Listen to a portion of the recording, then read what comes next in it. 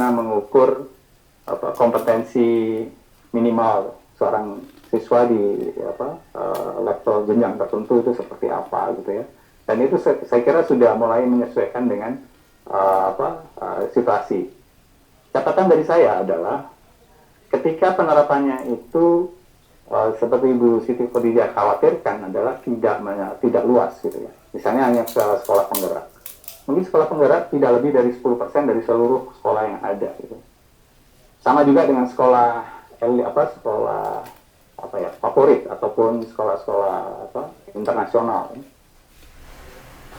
Bahaya dari sistem seperti ini dan juga konsep Merdeka Belajar adalah dia akan memperlebar jurang antara sekolah yang bagus dan notabene adalah sekolahnya anak lagi RSBI nanti kaya, ya anak-anaknya orang kaya, sementara sekolah yang tidak bagus mereka menerapkan Merdeka Belajar, ya, jangan salah.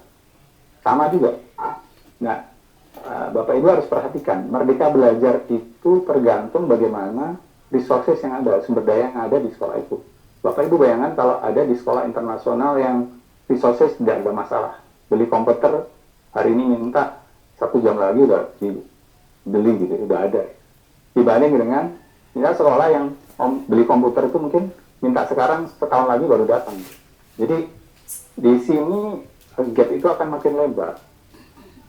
Dan semuanya akan puas. Bapak Ibu di level bawah misalnya, saya udah Merdeka Belajar, saya bilang tadi ya, nggak ada KKM lagi, misalnya saya udah Merdeka Belajar. Anak didik Bapak Ibu ketika lulus nanti bersaing dengan yang lulus dari sekolah elit tadi akan kalah gitu. Merasa sudah cukup padahal yang sama-sama Merdeka Belajar. Tetapi yang bahaya dari situ adalah, dan itu bahaya lagi kalau misalnya Ibu benar, jadi kalau misalnya penerapannya tidak rata, itu nanti siklus kemiskinan itu akan bertahan di lapisan bawah aja. Anda nggak akan pernah bisa naik dari keluarga miskin akan naik jadi menengah atau menengah atas gitu. Akan ada di situ terus karena keterampilan yang Anda peroleh di sekolah yang menyelenggarakan itu tetap saja di situ gitu. Nah, ini yang harus dibongkar seharusnya. Jadi perlu ada intervensi dalam pendidikan, itu intervensi yang menyeluruh, tidak bisa intervensi yang parsial. Yang itu akan menciptakan elit gitu, menciptakan kelompok-kelompok elit baru di 30 tahun yang akan datang. Itu adalah mereka akan dari hasil dari sekolah-sekolah yang bagus tadi, karena tidak ada bantuan atau intervensi pada sekolah-sekolah di lapisan bawah, karena sudah puas dengan apa yang disebut Merdeka Belajar tadi gitu. Ya, itu yang bahaya. Jadi jangan senang dulu ketika dibebaskan, karena begitu dibebaskan negara tidak bertanggung jawab pada Anda yang ada di bawah. Nah, itu harus diperhatikan. Kalau mereka misalnya satunya beli komputer bisa secepat, sementara satunya masih lambat, apalagi dari sekolah-sekolah yang miskin, ya apa peran pemerintah untuk memperkuat sekolah-sekolah yang miskin ini? Jadi baru dia setara itu yang disebut Merdeka Belajar. Tapi kalau enggak, tetap aja akan jauh gitu. Itu yang salah satu catatan yang perlu diperhatikan. Saya kira itu mudah-mudahan menjawab Bu Siti Khadijah. Baik, Pak Toto, terima kasih. Oke, terima kasih Pak Toto atas jawabannya. Satu penanya lagi ya, Pak. Silahkan Pak Erwin. Pak Erwin sudah ya tadi ya? Baik, berikutnya ya, dengan Bapak Saiful Rohman. Silakan Pak Saiful.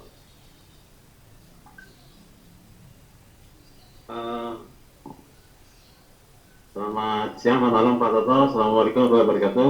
Waalaikumsalam warahmatullahi wabarakatuh. Bapak terima kasih. Saya ingin pencerahan dari Bapak dan pandangan dari Bapak tentang masalah kurikulum. Kami sendiri tidak mempermasalahkan ya. Kenapa? Karena sebagai juga mungkin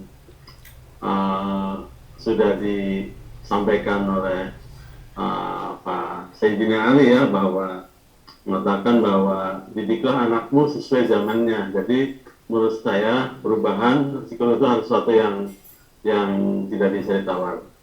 Hanya ini Pak Toto, untuk masalah ini sebenarnya mungkin ada jargon atau apalah yang mengatakan bahwa sebagus apapun kurikulumnya, kembali kepada Bapak Ibu gurunya gitu Pak Toto. Jadi saya berharap ini mungkin dari semua pihak ya, tolong dipandaikan kami, berikan kami banyak mungkin keterampilan dan pelatihan sehingga kami banyak bisa bervariasi, bisa kreatif dalam pembelajarannya.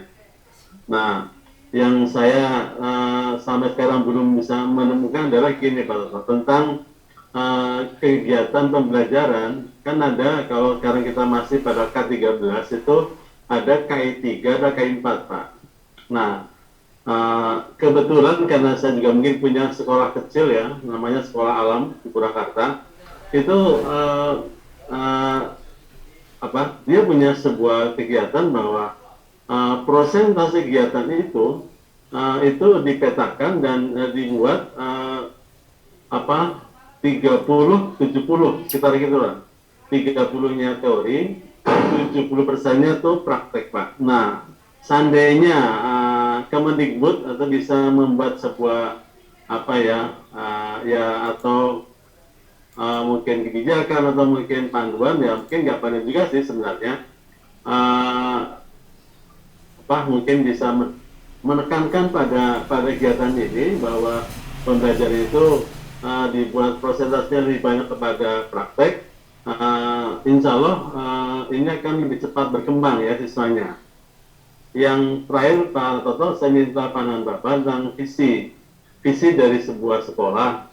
Saya kadang bingung, banyak banget visi misi itu dibuat oleh sekolah, termasuk di sekolah kami juga.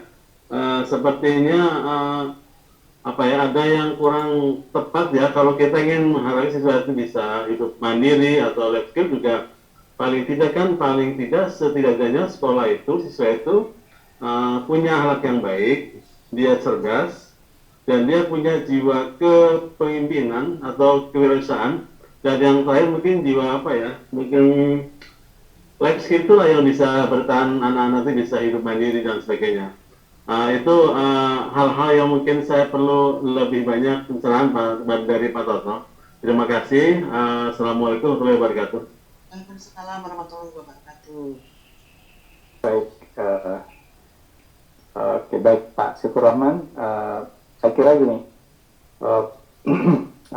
betul, saya setuju. Jadi kurikulum itu tergantung guru, atau tidak hanya kurikulum. Jadi proses pembelajaran dimanapun itu tergantung gurunya. Jadi semua riset mengatakan itu. Bahkan profesor saya sempat bilang, jadi teknologi, dia sebut teknologi terbaik dalam pendidikan atau pembelajaran itu adalah tatap muka. Itu yang saya sebut tadi, Socrates atau Aristoteles. Belum ada teknologi yang bisa menggantikan tatap muka. Jadi walaupun demikian, guru ini dengan peran yang begitu besar itu harus diperkuat, harus dilatih. Nah, problemnya sekarang adalah kita tidak lagi punya ukuran untuk kompetensi guru, paling tidak seminimal ukuran yang kita punya lah gitu ya. Nah, di DKI kita sudah melakukan uji kompetensi guru terakhir tahun 2019. Di seluruh Indonesia terakhir baru 2015. Kenapa penting? Mengukur kompetensi guru ini penting untuk pelatihan apa yang diperlukan. Jadi skemanya Bapak Ibu guru teman pasti ingat kan, di tahun 2015 dulu kan skemanya di UKG itu nanti ada raportnya, kira-kira ada kurangnya di mana aja, nanti ada pelatihannya. Jadi itu yang seharusnya dijalankan gitu ya. Cuman sekarang mungkin dengan cara yang lain saya tidak tahu, tetapi sebelum kita melatih, kita harus tahu dulu kekurangan dia ini ada di mana. Nah, sehingga kayak orang sakit gitu ya, dia sakitnya ini ya jangan semuanya dikasih paracetamol gitu. Jadi harus ada ini kurang ini gulanya tinggi, ini tekanan darahnya tinggi, ya. Kan beda-beda gitu ya. Jadi kalau guru yang sudah bagus di sisi pedagogi masih diajarin pedagogi ya pasti bosan kan ya. Jadi itu yang perlu diperhatikan untuk meningkatkan kompetensi guru. Jadi meningkatkan kompetensi guru tidak asing. Nah, konsep Merdeka Belajar atau guru penggerak sebenarnya adalah pelatihan ini diadakan pemerintah tidak lagi mengandalkan penunjukan. Jadi kita buka secara umum sehingga guru yang berminat silakan daftar, jadi tidak perlu lagi didaftarkan oleh sekolah. Itu semangatnya. Kenapa? Supaya guru yang tahu kekurangannya itu dia akan selalu, oh saya perlu pelatihan ini, saya perlu pelatihan ini. Jangan kita yang menentukan, jangan atasan yang menentukan. Jadi kekurangan setiap guru itu harus disesuaikan dengan pelatihan yang diperlukan. Nah, itu satu, bagaimana kita meningkatkan kompetensi guru gitu ya. Nah, tentang praktek atau teori, porsi praktek atau teori, ini yang kita harus duduk lagi, dan apa yang dimaksud teori, apa yang dimaksud praktek. Selama ini yang kita pahami secara peraturan adalah kalau 30-70 itu adalah pendidikan vokasi gitu ya. Teorinya sedikit, prakteknya banyak gitu. Apakah itu mau diterapkan di sekolah yang non vokasi? Bagaimana implikasinya? Jadi harus diperhatikan dulu porsi-porsi praktek teori ini gitu ya. Jadi sesuai dengan jenjang dan jenis pendidikannya. Jadi tidak bisa digeber ya. Nah, justru dengan visi Merdeka Belajar itu tidak lagi ada porsi yang kakus seperti itu 30-70, 50-50, dan itu disesuaikan dengan apa yang mau dicapai oleh sekolah itu. Ya, ini tadi udah mendekati Anda diberi kebebasan gitu ya. Nah, kebebasan ini yang memang menurut saya harus diperkuat dengan orang yang diberi kebebasan itu harus punya kompetensi, harus punya kemampuan. Kalau orang diberi kebebasan tidak punya kemampuan, itu berbahaya gitu. Jadi sebelum diberi kebebasan dia harus dibekali dulu, ditingkatkan dulu kapasitasnya, kemampuannya, kompetensinya gitu. Nah, itu baru kelihatan itu. Nah, bayangan saya sih konsep yang sekarang jalan itu ya, dibebaskan seperti itu tuh jalan bagus kalau misalnya di Amerika atau di Finlandia gitu, karena semua guru udah bersama. Di sini di Indonesia belum gitu, guru itu macam-macam gitu. Jadi ya seperti kekhawatiran Bapak Ibu guru tadi, ya memang ada kekhawatiran nanti beda-beda gapnya akan terjadi seperti apa. Nah, itu mungkin salah satu PR ya, pekerjaan rumah yang mungkin perlu diselesaikan bersama dengan pemerintah, saya kira itu. Nah, untuk visi ya, apakah mau life skill atau apa, saya senang dengan banyaknya sekolah alam ya. Sekolah alam ini bagus karena dia mengembalikan proses pendidikan kepada hal yang lebih esensial, life skills gitu ya, dan literasi yang penting dipahami dan dikuasai anak didik. Jadi apakah sekolah alam, konsep sekolah alam bisa diterapkan ke sekolah yang reguler? Mungkin belum, tetapi esensi ataupun semangatnya, nafasnya itu bisa diambil di situ. Dan ini juga menjadi pesan buat siapa saja, semua pendidik, bahwa kita sudah waktunya harus menanggalkan pakem ataupun cara-cara belajar yang sudah masih kaku, yang satu arah dan sebagainya itu, dan sudah mulai lebih fleksibel, sudah mulai menjadi fasilitator dan segala macam. Meskipun saya 10 tahun terakhir mengamati, kita sudah lebih baik gitu, artinya guru-guru kita sudah lebih baik.